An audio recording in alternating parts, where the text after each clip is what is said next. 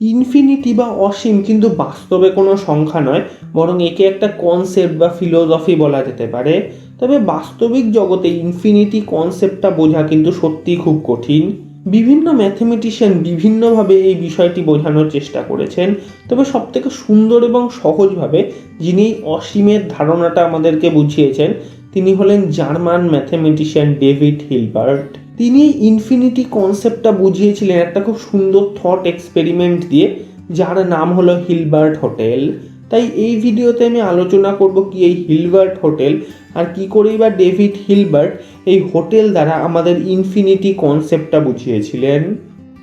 Video শুরু করার আগে অনুরোধ, যদি এখনও আপনারা আমাদের চ্যানেলটি সাবস্ক্রাইব না করে থাকেন তাহলে অবশ্যই সাবস্ক্রাইব করুন এবং পাশের বেল আইকনটি ক্লিক করুন। মনে করুন একটা হোটেল আছে যাতে অসীম সংখ্যক রুম রয়েছে।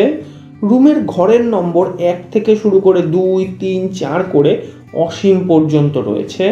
যেহেতু হোটেলটি খুবই জনপ্রিয় তাই হোটেলটিতে সর্বদাই গেস্টে পূর্ণ থাকে। এখন এমনই একটা দিনে যখন হোটেলের রুম সম্পূর্ণ ভর্তি, তখনই একজন নতুন গেস্ট হোটেলে এলেন। স্বাভাবিকভাবেই তারও একটা রুম লাগবে। অন্যান্য হোটেলে সমস্ত রুম ভর্তি থাকলে তারা বাধ্য হয়ে গেস্টকে বিদায় জানাতেন, কিন্তু হিলবার্ট হোটেল ছিল একটু অন্য ধরনের। হিলবার্ট হোটেলের ম্যানেজার ছিলেন তুখর বুদ্ধি সম্পন্ন ব্যক্তি।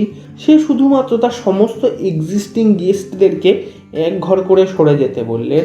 অর্থাৎ 1 নম্বর রুমের ব্যক্তি যাবেন 2 নম্বর রুমে, 2 নম্বর রুমের ব্যক্তি যাবেন 3 নম্বর রুমে, 3 নম্বর রুমের ব্যক্তি যাবেন 4 নম্বর রুমে, অ্যান্ড সো অন। অর্থাৎ n নম্বর রুমের ব্যক্তি n+1 নম্বর রুমে যাবে। যেহেতু হোটেলটিতে অসীম সংখ্যক রুম রয়েছে তাই প্রত্যেকটা গেস্ট এক ঘর করে সরে যাওয়ার ফলে নতুন গেস্টের জন্য প্রথম রুমটি খালি হয়ে যাবে। যদি একই রকমভাবে 40 জন লোক আসতো তাহলে একইভাবে সমস্ত গেস্টদেরকে 40টা করে রুম সরে যেতে বলা হতো। তার ফলে নতুন 40 জন গেস্টের জন্য নতুন 40টা রুম পাওয়া যেত। তবে সবসময় বিষয়টা কিন্তু এতটা সহজ থাকে না, বিষয়টা মাঝে মাঝে একটু কমপ্লিকেটেডও হয়ে যেতে পারে। যদি এমন একটা বাস আসে যাতে অসীম সংখ্যক লোক রয়েছে এবং তাদের প্রত্যেকের একটা করে ইন্ডিভিজুয়াল রুম লাগবে, সেই ক্ষেত্রে কি অসীম সংখ্যক নতুন লোকের জন্য অসীম সংখ্যক ইন্ডিভিজুয়াল রুম পাওয়া সম্ভব? উত্তর হলো হ্যাঁ, অবশ্যই সম্ভব। আগেই বলেছি যে হিলবার্ট হোটেলের ম্যানেজার তুখর বুদ্ধিসম্পন্ন ব্যক্তি। সে শুধুমাত্র সমস্ত পুরনো এক্সিস্টিং গেস্টদেরকে তাদের ঘরের দ্বিগুণ সংখ্যক রুমে শিফট করিয়ে দেবে। যেমন 1 নম্বর রুমের ব্যক্তি যাবেন 2 নম্বর রুমে, 2 নম্বর রুমের ব্যক্তি যাবেন 4 নম্বর রুমে, 3 নম্বর রুমের ব্যক্তি যাবেন 6 নম্বর রুমে, অর্থাৎ n নম্বর রুমের ব্যক্তি যাবেন 2n নম্বর রুমে। এর ফলে সমস্ত জোড় সংখ্যক রুম ভর্তি হয়ে যাবে। যেহেতু হিলবার্ট হোটেলে অসীম সংখ্যক জোড় সংখ্যার রুম রয়েছে তাই সমস্ত এক্সিস্টিং গেস্টরা নতুন রুমে সুন্দরভাবে শিফট হতে পারবেন।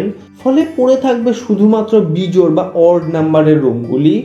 আমরা সবাই জানি যে বিজোড় সংখ্যার পরিমাণ অসীম, তাই নতুন আসা অসীম সংখ্যক লোকেদের প্রত্যেকের জন্য নতুন রুমের ব্যবস্থা হয়ে যাবে। প্রত্যেকটি গেস্ট খুশি এবং হিলবার্ট হোটেলের ম্যানেজারও নিশ্চিন্ত। কিন্তু এই খুশি বেশিক্ষণ স্থায়ী থাকলো না, কারণ সেই মুহূর্তেই হোটেলে প্রবেশ করলো অসীম সংখ্যক বাস, যার মধ্যে রয়েছে অসীম সংখ্যক গেস্ট এবং তাদের প্রত্যেকের একটা করে ইন্ডিভিজুয়াল রুমের দরকার। এবারের পরিস্থিতিটা আরও জটিল। তাহলে পরে কি গেস্টদেরকে ফিরে যেতে হবে? এর উত্তর হলো না, একেবারেই নয়।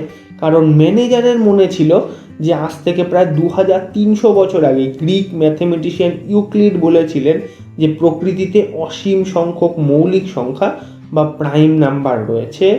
একেই ব্যবহার করলেন হিলবার্ট হোটেলের ম্যানেজার। প্রথমে যারা এক্সিস্টিং গেস্ট রয়েছে তাদেরকে বললেন যে প্রত্যেকে তাদের প্রথম প্রাইম নাম্বার অর্থাৎ 2-এর পাওয়ারে তাদের যে পুরনো রুমটি আছে তার সংখ্যা বসিয়ে যে নতুন সংখ্যাটি বেরোবে সেই রুমে চলে যেতে। অর্থাৎ এক্সিস্টিং গেস্টদের মধ্যে যে 7 নম্বর রুমে বর্তমানে রয়েছে তিনি 2⁷ অর্থাৎ 128 নম্বর রুমে যাবেন। এইভাবে এক্সিস্টিং সমস্ত গেস্টদেরকে নতুন রুমে শিফট করিয়ে দিলেন। এরপরে এলেন বাসগুলির ক্ষেত্রে। প্রথম বাসকে দ্বিতীয় প্রাইম নাম্বারের পাওয়ারে তার সিট নম্বর বসিয়ে সেই অনুযায়ী রুম ধার্য করলেন। অর্থাৎ দ্বিতীয় বাসের 7 নম্বর সিটের ব্যক্তি 3⁷ অর্থাৎ 2187 নম্বর রুমে যাবে। এইভাবে দ্বিতীয় বাস 5-এর পাওয়ারে, তৃতীয় বাস 7-এর পাওয়ারে এবং চতুর্থ বাস 11-এর পাওয়ারে ইত্যাদি হিসাবে রুম পাবে। যেহেতু অসীম সংখ্যক প্রাইম নাম্বার রয়েছে, তাই প্রত্যেকটা বাসের ব্যক্তির জন্যই ইন্ডিভিজুয়াল রুম পাওয়া সম্ভব। এই হিলবার্ট হোটেল কনসেপ্টটা দিয়েই ডেভিড হিলবার্ট দেখান যে অসীমের ধারণাটা কতটা জটিল এবং কঠিন হতে পারে এবং আমাদের সাধারণ মস্তিষ্কের পক্ষে এই ধারণাটা বোঝা কতটাই কঠিন। তবে এই ভিডিওটা দেখে আশা করা যাচ্ছে যে আপনাদের নিশ্চয়ই এই ইনফিনিটি বা অসীম কনসেপ্টটা সম্পর্কে কিছুটা হলেও ধারণা জন্মেছে। তবে এই অসীমের কনসেপ্ট বা হিলবার্ট হোটেল সম্পর্কে যদি আর কোনো প্রশ্ন থেকে থাকে তাহলে আমাকে কমেন্টে অবশ্যই জানাবেন। তাছাড়াও বিজ্ঞান রিলেটেড কোনো প্রশ্ন থাকলেও আমাকে অবশ্যই জানাবেন। তো অসংখ্য ধন্যবাদ ভিডিওটি দেখার জন্য। যদি ভিডিওটি ভালো লেগে থাকে তো অবশ্যই লাইক করবেন, শেয়ার করে দেবেন বন্ধুদের মধ্যে, আমার এই চ্যানেলটি অবশ্যই সাবস্ক্রাইব করবেন। And for always keep on asking.